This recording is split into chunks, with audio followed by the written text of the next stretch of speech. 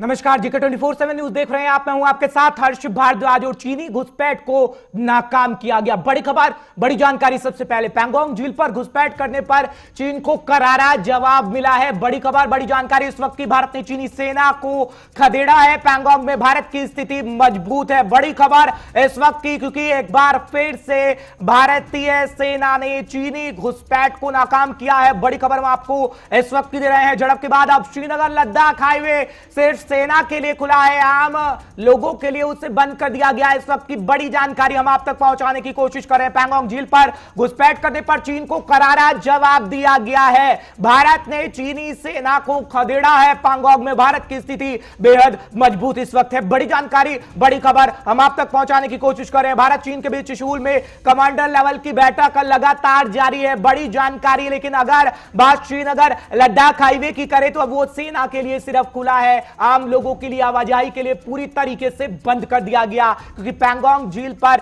एक बार फिर घुसपैठ की कोशिश की गई है। बड़ी जानकारी इस वक्त की हम आप तक पहुंचाने की कोशिश कर रहे हैं और आपको समझा देते हैं कि किस तरीके से चीनी घुसपैठ हुई थी, जिसको सेना ने नाकाम कर दिया। ग्राफिक्स के माध्यम से आपको हम समझाएंगे कि किस तरीके से अब चीन को खदेड़ा गया है। भारत और चीन के सैनिकों के बीच एक बार फिर बॉर्डर पर झड़प हुई है। एलएसी पर झड़प हुई। 29 और 30 अगस्त को दोनों देशों के सैनिक आमने सामने आए हैं। इस सरकार की तरफ से कहना है, जो बयान जारी किया गया ईस्टर्न लद्दाख में पैंगोंग झील इलाके के पास दोनों देशों के सैनिक आपस में भिड़े हैं। यह जानकारी इस वक्त मिल रही है, जो हम आप तक पहुंचाने की कोशिश करें, क्योंकि एक बार फिर झड़प हुई। बड़ी संख्या में चीनी सैनिकों ने पैंगोंग झील के पास घुसपैठ की कोशिश की है। यह भी जानकारी अब सरकार की तरफ से दे दी गई है। पैंगोंग झील के पास दक्षिणी हिस्से में चीनी घुसपैठ को भारतीय सैनिकों ने रोका है। बड़ी जानकारी। एलएसी पर चीन ने यथास्थिति बदलने की कोशिश की थी, लेकिन भारत की तरफ से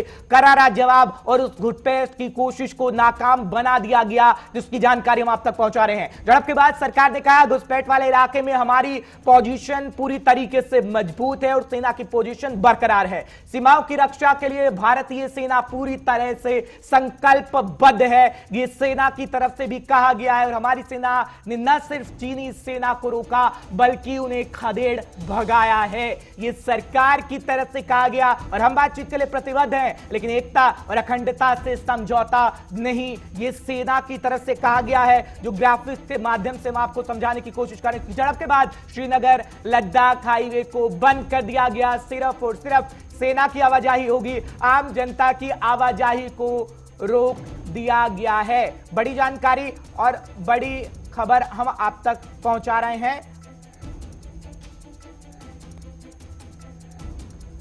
तो बड़ी जानकारी, बड़ी खबर। इशफाक गौर हमारे साथ जुड़ रहे हैं, एक्सक्यूटिव और ब्रिगेडियर अखिल दीक्षित हमारे साथ जुड़ेंगे। तमाम बातचीत हम उनसे करेंगे, लेकिन सबसे पहले इशफाक, आप जानकारी दीजिए, क्या कुछ जानकारी न्यूज रूम से आपको मिल रही है, क्योंकि यह खबर है श्रीनगर और लद्दाख हाईवे को अभी फिलहाल बंद किया गया है और आम आवाजाही के लिए बंद, सेना की आवाजाही के लिए खुला रखा गया। क्या कुछ जानकारी सबसे पहले दीजिएगा हमारे दर्शकों को।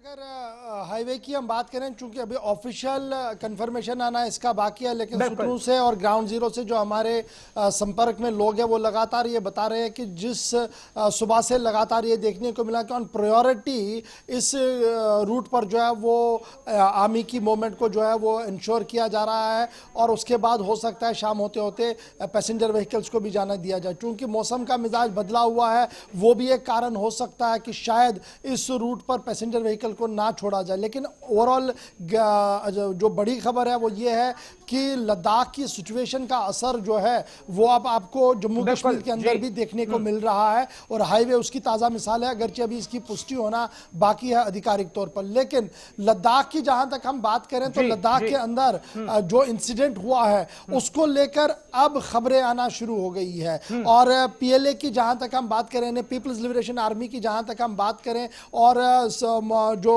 ग्लोबल टाइम्स है या चाइना मॉर्निंग टाइम्स, जो जितने भी उनके ट्विटर हैंडलर्स है या जितने भी अखबार चाइना के बाहर से छपते हैं लेकिन चाइना को कवर करते हैं, उन्होंने इस पूरे इंसिडेंट को जो है वो समराइज किया है और लिखा है कि नुकसान हुआ है। पीपल्स लिबरेशन आर्मी को अनएक्सपेक्टेड नुकसान होने की इतलात जो है वो मिल रही है। इस तरीके की बात जो है वो उन अखबारों के अंदर लिखी गई है, नंबर 1। नंबर 2, जहां तक सेना के बात करें तो जो ऑफिशियल कंफर्मेशन सिचुएशन है वो झड़प की हो चुकी है। जी। अब उसके अंदर क्या कुछ हुआ है उसमें ये कहा गया कि कोई भी सैनिक जो है वो हताहत नहीं हुआ है, क्योंकि ये वो एरिया है लद्दाख जहां पर वेपन इस्तेमाल करने का इजाजत नहीं है। दोनों देशों ने ट्रीटी की है कि तनाव जब भी होगा, जब इस तरीके के माहौल बनेगा तो कोई भी हथियार इस्तेमाल नहीं होगा। तो ये वजह है कि हथियार इस्तेमाल वहां नहीं हुआ है। लेकिन लास्ट टाइम हथियार इस्तेमाल नहीं हुआ था, लेकिन जो चीजें इस्तेमाल हुई थी वो हो सकता है आज भी हुई हो, लेकिन उसमें थोड़ी सी पुष्टि आना अभी बाकी है। जो खबर क्लियर हो जाएगी बिल्कुल, उतना हम वैसे अपने हम दर्शकों अपडेट को करेंगे, आएंगे आपके पास। इशफाक ब्रिगेडियर अखिल दीक्षित साहब हमारे साथ जुड़ गए हैं। सबसे पहले क्योंकि चीन बौखला गया है अखिल दीक्षित साहब, और बात करें उस समझौते की, क्योंकि समझौता वो लगातार तोड़ता आया। पहले भी हमने देखा समझौता तोड़ा गया, इस बार भी समझौता तोड़ा गया। अब चीन को जरूरत है जवाब देने की। हालांकि आभास हमें पहले से हो चुका था और हम तैयारी भी कर चुके थे। जिस तरीके से देखने को मिला, राफेल हमारी सरजमी पर उतरा और हम युद्धाभ्यास भी लगातार कर रहे थे। अब चीन को करारा जवाब दिया जाएगा जैसे जैसे खबर अपडेट हो रही है। इशफाक गौर हमारे तक पहुंचा रहे, लेकिन आप भी बताएगा कि चीन अब पूरी तरीके से बौखला है और किस तरीके से उसका इलाज है जो भारत को करना है। दोनों देशों के बीच में अभी एक ट्रस्ट डेफिसिट है जी। और इसलिए हमको चौकन्ना रहने की जरूरत है। उन्होंने क्लैंडस्टाइन तौर तरीके से हमारे कुछ एरिया को ऑक्यूपाई करने की कोशिश की होगी, और क्योंकि हमारी सर्विलेंस बहुत अच्छा है, विजिलेंस बहुत अच्छी है, जिसकी वजह से हमने उनका मुंहतोड़ जवाब देके वो उनको उस एरिया को कैप्चर नहीं करने दिया। ये साउथ ऑफ पेंगांग से लेक का एरिया स्ट्रेटेजिकली बहुत इंपॉर्टेंट है जी। ये हमारे जो हमारा वो है जो हाईवे बना है जो दौलत बेग ओल्दी जाने के लिए, वो उसको इंटरटेक कर सकता था। इसलिए ये एरिया हमारे लिए बहुत अहम और बहुत मायने रखता है। इस पे किसी तरह का, और वो ये जानते हैं जी के लिए इसमें इन्होंने कैप्चर करने की कोशिश की होगी। और मैं तो कहूंगा, मुझे तो बहुत अभिमान है, बहुत गर्व है कि हमने उसका मुंहतोड़ जवाब दिया है। और मुझे जहां लगता है कि जरूर इसमें कुछ हथियारों का इस्तेमाल किया गया होगा और उनको काफी नुकसान हुआ होगा। अगर हमारी तरफ से कोई हताहत हुआ है तो उसकी खबर बाद में आएगी। जहां तक अभी खबर है कि हमारा कोई हताहत नहीं हुआ है। और आपको ये भी बता दूं, इसी तरह से सिक्किम में भी कुछ उसने अपनी फोर्सेस बढ़ाई हैं। बिल्कुल। इसलिए हमें हर तरफ पूरे बॉर्डर पे 3400 किलोमीटर के बॉर्डर पे विजिलेंट रहने की जरूरत है, और आगे भी इस तरह के क्लैशेस के लिए हमको तैयार रहने की जरूरत है। बिल्कुल तैयार रहने की जरूरत है, और ब्रिगेडियर अखिल दीक्षित साहब हम तैयार भी हैं। इशफाक गौर आप जानकारी दीजिएगा, क्योंकि जहां तक हम बात करते हैं चीन की, तो समझौता तोड़ा गया और ब्रिगेडियर अखिल दीक्षित साहब ने एक बहुत अच्छी बात कही कि हम पूरी तरीके से तैयार हैं, क्योंकि हम अब वो काम कर चुके हैं, चाहे फिर बात सड़क बनाने की हो। क्योंकि इससे पहले जब हम इतिहास को उठाकर देखते हैं तो वो स्थिति वैसी नहीं थी, जब सड़कें नहीं थी, हमें पहुंचने में बहुत टाइम लगता था। लेकिन अब हमारी आर्मी को पहुंचने में बिल्कुल भी वक्त नहीं लगता उस सिचुएशन पे जहां पर ये यथास्थिति होती है। अब कहीं ना कहीं वो अच्छी परिस्थितियां हैं, वो अच्छी बात है, और परिस्थितियां थोड़ी बदल चुकी हैं जिस तरीके से हमने अभी चीन को जवाब दिया। इशफाक देखिए, सिचुएशन आपकी बात बिल्कुल सही है। परिस्थितियां बहुत ज्यादा बदली हैं, और स्पेशली पिछले 3 महीनों के दौरान जो लाइन ऑफ एक्चुअल कंट्रोल की सिचुएशन है वो एंटायरली डिफरेंट है।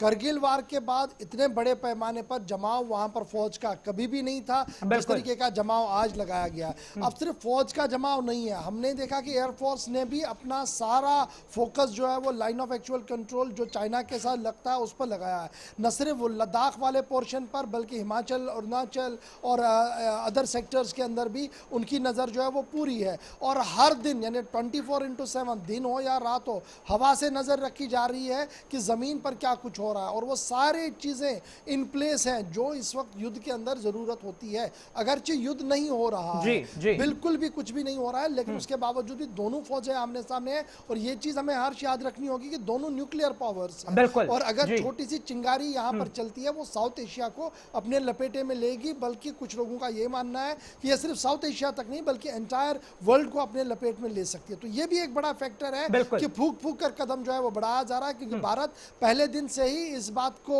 लेकर काफी सीरियस है कि देखिए हमारे जितने भी मामले हैं वो हम आपके साथ बातचीत के जरिए से सुलझाना चाहते हैं। राजीव गांधी के टेन्योर में भी कोशिश की गई, और उसके बाद हमने देखा प्राइम मिनिस्टर मोदी के टेन्योर में भी कोशिशें की गई, लेकिन चाइना कभी भी सिंसियर नहीं था। इसको हमने देखना होगा। और और जो हिस्ट्री के स्टूडेंट होंगे और ब्रिगेडियर साहब को इस चीज़ का ज़्यादा इल्म होगा कि चाइना ने